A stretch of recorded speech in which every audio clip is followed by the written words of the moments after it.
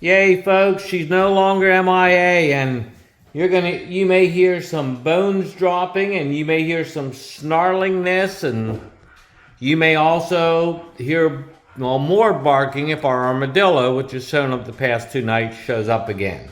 So, lots of fun here, but a new game. And what do we have, Miss Katie? Let's see. Shoot. Desert Victory, North Africa, 4042. She could read it without her glasses. Mark this note, I know, folks. aren't you impressed? We are all impressed. Now, who's on the cover there, miss? The Desert Fox. Rama? That's right. And do we like the Desert Fox? Very much. He was a boyhood idol of mine. My favorite toy army set was the Desert Fox play set my mother got me for Christmas when I was maybe 10. I was going to say, who was president? I was supposed to get it for my birthday, but it didn't happen, and I was heartbroken and got it for Christmas and probably played with it till, well, Last week. that's how we ended up as an armor officer. So, how did we get the game? Who sent it to us? I'm going to have to draw a blank on that one. Might you be looking at them? Oh, you. We bought it. We bought it. And this... Oh, that's right. I told you to buy it. Right. And this Trevor Bender guy. Oh. Can't stand him. Well, actually, I do. I rather like Trevor because having made the mistake of selling the Curse game and then rebuying it and talking to Trevor, someone just said, man, I like the way this guy thinks. So once I realized I liked the Curse game, we bought his North Africa game. And Roger B. was most gracious and only chuckled slightly at my expense. So, it's good to have you home, sweetheart. Thank you. It's good to be home. Everybody's happy to have you home, and you get good coffee again that your husband makes for you. Mm-hmm. And like we said, there's bone number 1. All right, folks, and as always, what does Miss Katie supposed to do? Bye-bye. Bye-byes.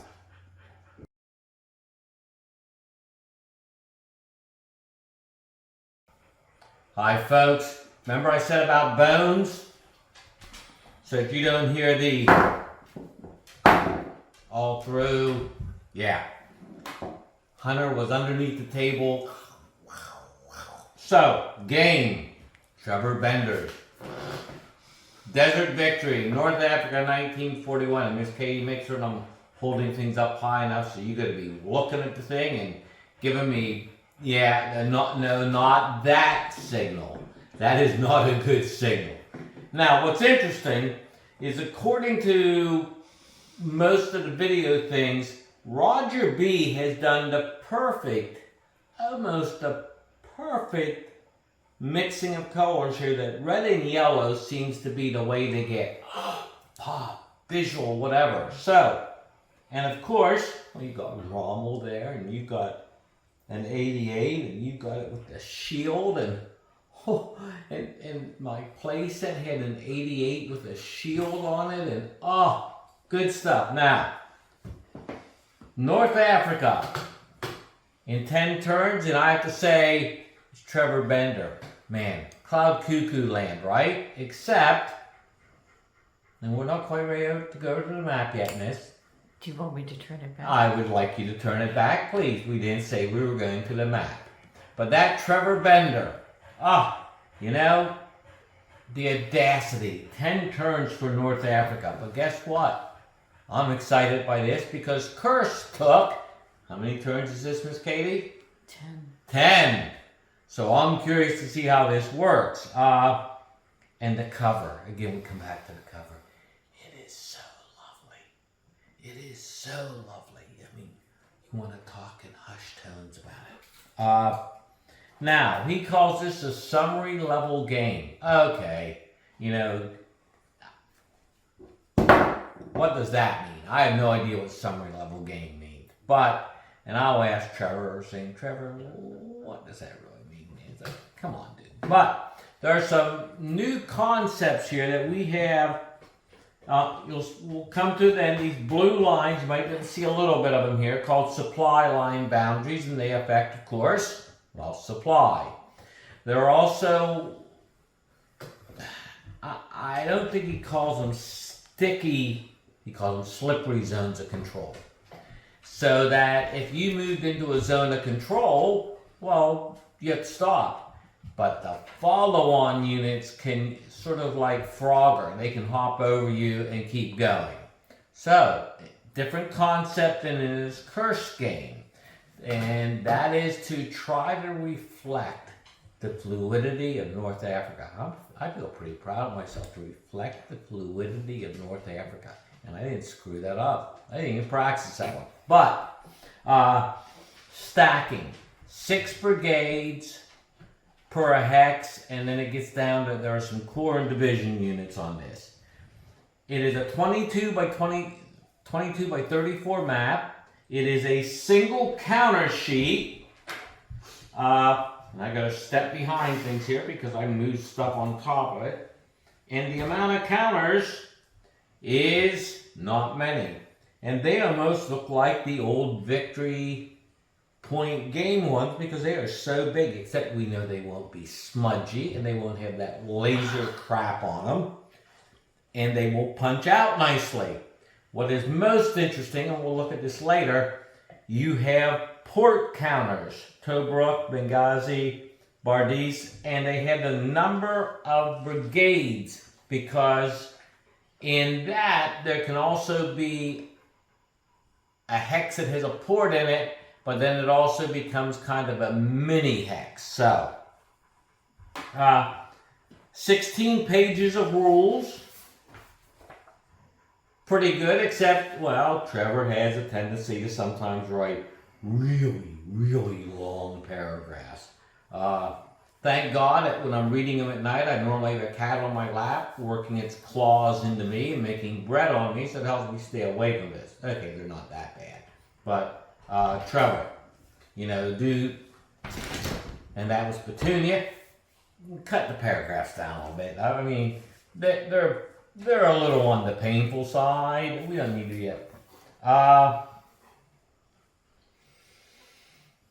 Your value for combat factors can be changed by the distance, leave her alone, Tootsie, by the value of how far and how many blue lines they are. So let's turn to the map here now, miss. Gotta love these big hexes. I can even put toy tanks just about in them, at least the Axis and Ally ones. And here's what we're talking about, supply lines. And you can see there, it's 10 turns. Again, the audacity. Now this I have to fuss about. Sequence of play, SOP. Oh no, SOP in my world. I know what that means. Yeah. Standard operating procedure. Right. Standard operating procedure. So therefore, I understand that, but that's not an SOP. No, I'm not really thrilled with that. But when you're talking about the ports that can get besieged, there then is a holding box for each of those. So I kind of like that. That works for me.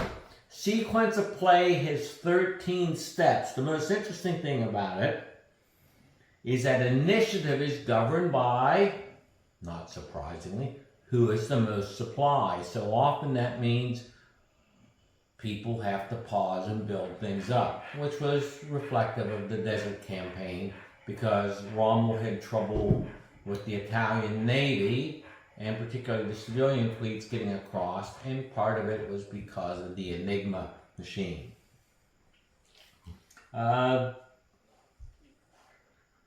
Replacements are handled like the cursed one. If you see red values, I'm looking for red values, and these aren't the red values. I'm going to have to look on that then. But if there are red values, that means then you lose reinforcements for that turn. And I'm looking at the player aid card and I don't see it. So I'm going to have to look again to see where that is. That leaves me a little surprised there now.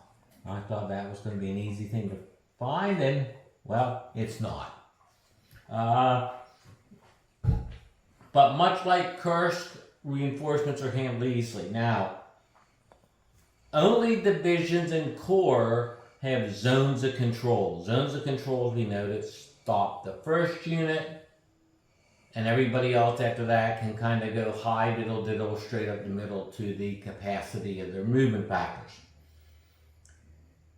The glossary, he's got an extensive, almost a whole page glossary.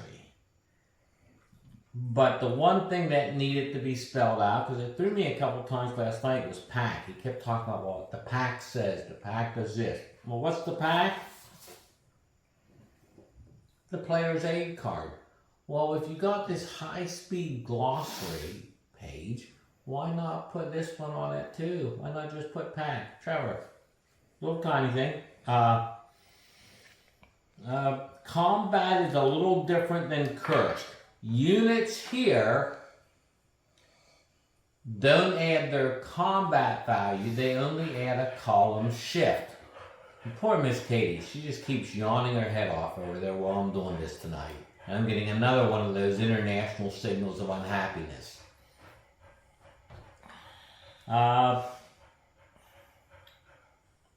The thing I thought was most interesting, and it took me a while to get my head wrapped around this last night, again, I come back to the ports, the units within a hex. That you can have a unit here, and it can retreat back to the holding box. It's the only way to kind of replicate what happened with the ports. Is it elegant? Don't know if it's elegant, but it works for me. What he did with zones of control, was that elegant? That's trending towards elegant. I like that idea. There are also an engineering phase, having had command once of an engineering company and having dealt with engineers much as an armor guy. Engineers do two things. They either build boxes or they lay minefields. The Axis can lay up to 3 minefields, the Brits 5, because of course the Brits have more supply. So there's a quick down and dirty, good overall, well illustrated book, rule book. Of course, favorite tank, the Lee Grant. I love Lee Grant tanks. Now, what do we always talk about? Books. Michael Carver. Dilemmas of the Desert War, the Libyan Campaign, 1940-1942. Spiffy little book. It may not be the most detailed, but a good overview of it, and his chapter particularly on the victory over the Italians, maybe isn't quite masterful, but it's pretty good. It's a dang good chapter. And of course, who do I often seem to go to? The official German history. The part of 1942 in dealing with Rommel, once he gets on the move, and then once he doesn't, he's at a strategic dilemma because he's outrun his supply.